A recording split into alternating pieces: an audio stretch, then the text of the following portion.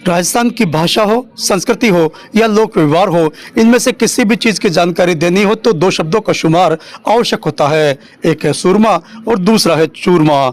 सूरमा यानी बहादुर वीर को बोला जाता है जो तमाम विपदाओं के बावजूद अपने लक्ष्य के प्रति अडिग रहते हुए आगे बढ़ता है और उसे हासिल करता है। दूसरा है चूरमा। चूरमा जो प्रतीक है मिठास का, एकता का और तमाम विपरीत परिस्थितियों के बावजूद सफल होते हुए मिठास का स्वाद चखाने का। सचिन पायलट का दौरा भी इन दोनों शब्दों के शुमार के साथ ही कुछ महत्वपूर्ण हो जाता है। सचिन पायलट ने दौसा के इस दौरे में न केवल चूरमे का स्वाद चखा बल्कि अपनी एकता, लोकप्रियता की सुरमाई का लोहा भी सभी से मनवाया। सचिन पायलट किस ढंग के नेता है, कितने लोकप्रिय है और किस तरह का स्टारडम राजनीति में उन्हें हासिल है, यह किसी से छुपा हुआ नहीं है। और अगर किसी से छुपा हुआ भी हुआ होता तो वो कल के प्रोग्राम को देखकर दूर हो गया होता। कल के प्रोग्राम के बाद एक बार फिर यह साबित हो गया है कि सचिन पायलट युवाओं के सबसे बड़े आइकॉन है और वे जहां भी जाते हैं उनकी फैन फॉलोइंग उन्हें यह साबित करने के लिए कुछ अतिशयोक्ति नहीं छोड़ती कि युवाओं के वे सबसे बड़े आइकॉन है, सबसे बड़े चेहरे हैं। युवा राजनीति में क्यों आएँ, किस तरह आएँ और राजनीति में आने के बाद क्या करें, यह सचिन पायलट उन्हें बड़े सीधे शब्दों में बताते हैं। अपने लोक व्यवहार, कार्यशैली, अपनी वाक्पटुता के साथ साबित भी करते हैं। सचिन पायलट ने कल के दौरे में न केवल चूरमे का स्वाद लिया बल्कि उसकी मिठास को आगे भी बढ़ाया। उस मिठास को आगे बढ़ाया जो राजनीति में धीरे धीरे कम होती जा रही है और बयानों के माध्यम से कटुता के द्वारा सामने आ रही है। ऐसे में सचिन पायलट संयम रखते हुए हर बात का न केवल जवाब देते हैं बल्कि विरोधियों को भी काम करने के लिए प्रेरित करते हैं। आइए देखते हैं कल के दौरे में क्या कुछ कहा सचिन पायलट ने और कैसा रहा उनका कल का दौरा।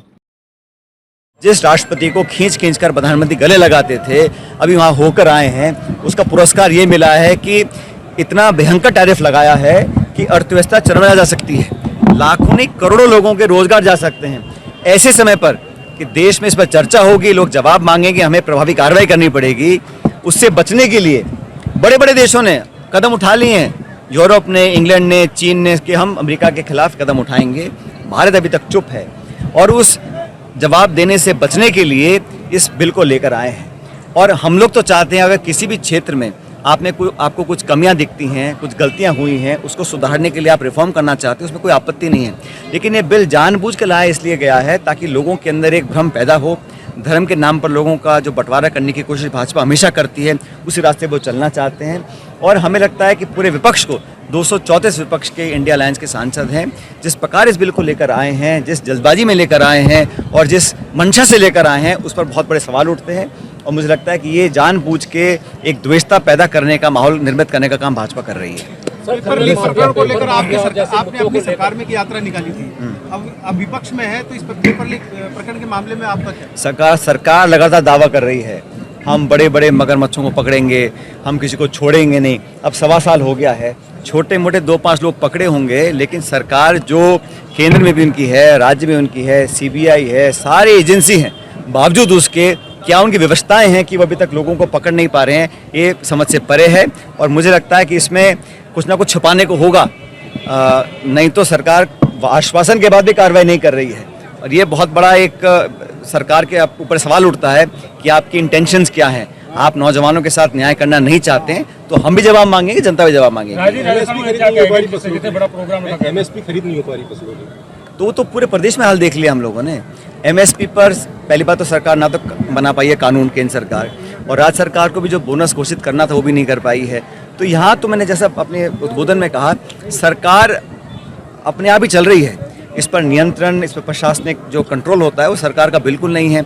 अभी सीकर में इतना बड़ा आक्रमण किया पुलिस के ऊपर, अभी भीलवाड़ा में फिर यहाँ लोगों ने अटैक किया है, फैक्ट्री वर्कर्स ने पुलिस पे। लेकिन जो अराजकता फैल रही है, जो टकराव हो रहा है, लगातार यहाँ बलात्कार हो रहे हैं, महिलाओं के साथ शोषण हो रहा है, सरकार का जो नियंत्रण होना चाहिए, क्योंकि आपस में टकराव इतना ज़्यादा है, खिंचाव इतना ज़्यादा है कि सरकार काम नहीं कर पा रही है। और अब यही नहीं पता कि सत्ता में, कंट्रोल में कौन है, किसके नियंत्रण से या तो अधिकारी चला रहे हैं या दिल्ली के नेता चला रहे हैं, यहाँ के मंत्री चला रहे हैं, ये किसी को पता ही नहीं पड़ रहा अभी तक। राजस्थान को लेकर सीएम ने ये कहा कि फोन नहीं उठा रहे, बड़ा प्रोग्राम किया। किसने बोला? सीएम ने बोला है। अब ये मुझे लगता है कि उनके मुंह से निकल गई बात, हालांकि उनके को जो एडवाइज़र होते बताते कि आपको ऐसा बोलना नहीं चाहिए था, लेकिन वो हकीकत थी, उनके मुंह से निकल गई कि 35 लाख पता नहीं कितने लाख करोड़ का उन्होंने 35 लाख करोड़ का उन्होंने MOU साइन कर दिए अब या तो ये जल्दबाजी में किए हैं, दिल्ली के नेता को खुश करने के लिए किए हैं, या लोगों को भ्रमित करने के लिए किए हैं। अब घोषणा कर दी, निवेश आ नहीं रहा, उद्योग लग नहीं रहे, रोजगार मिल नहीं रहे, और कितनी ये राजस्थान की जनता के लिए कितनी शर्मनाक बात है कि सरकार का फ़ोन कोई उद्योगपति उठा नहीं रहे हैं एमओयू करने के बाद। तो सरकार की जो क्रेडिबिलिटी है उस पर सवाल उठ गए हैं। अब भविष्य में कौन यहाँ पे आके भरोसा करेगा सरकार के कमिटमेंट्स के ऊपर।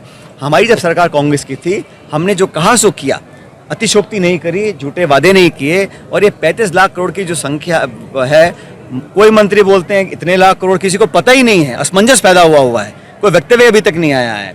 और मैं तो बार बार कहता हूँ कि सरकार सिर्फ और सिर्फ प्रचार करने में, हेडलाइन मैनेजमेंट करने में, लोगों को भ्रमित करने में हमेशा लगी रहती है। और धर्म के नाम पर जो मैं देखता हूँ विधानसभा के अंदर भी जो बातें बोली जा रही हैं, किसी विधायक को आप पाकिस्तानी बोल रहे हैं, किसी को आप अनाप शनाप बोल रहे हैं, उस पर सत्ता पक्ष के साथी कुछ बोलना नहीं चाहते हैं। इस प्रकार अपमानित करना, इस प्रकार लोगों को टारगेट करना, प्रदेश विरोध विपक्ष के लोगों को, ये सरकार को शोभा नहीं देता है। किरोड़लाल मीणा ने कहा है कि मैं 9 महीने बाद में वापस आ गया हूँ, जल्दी काम करूँगा, 9 महीने का काम कर दूँगा, दिल्ली पहुँच गए हैं। मैंने तो उनका स्टेटमेंट को देखा नहीं, लेकिन मैं इतना ही चाहता हूँ कि जब किसी को जिम्मेदारी मिलती है तो उसका पूरे मन से निर्वहन करना चाहिए, और अगर आप निर्वहन नहीं करना चाहते या नहीं कर सकते हैं तो छोड़ देना चाहिए। ये असमंजस में रख कर रहना, नहीं रहना, इससे ना तो जनता का भला हो रहा है और ना सरकार को कोई लाभ मिल रहा है। वो तो वहाँ पे तो खिंचाव भी लगता है मुझे। पूरे सत्र में डॉक्टर किरोड़ी मीणा जी नहीं आ पाए, शायद उनका स्वास्थ्य खराब हो गया होगा, लेकिन वो आए, वो लिख के दिया मैं नहीं आऊँगा, और वहाँ सरकार से पूछा गया, कोई सरकार से जवाब नहीं था। तो सरकार को खुद ही नहीं पता कि हमारे पास कौन मंत्री है कौन नहीं है। सर, अपोजिशन ने कहा है राइजिंग राजस्थान बन गया, क्या लगता है? तो ठीक ही कह रहे हैं जूली साहब, हमारे नेता प्रतिपक्ष हैं, और जब मुख्यमंत्री खुद कह रहे हैं कि हमारा कोई फ़ोन उठा नहीं रहा, तो राइजिंग क्या करेगा, लाइज नहीं करेगा।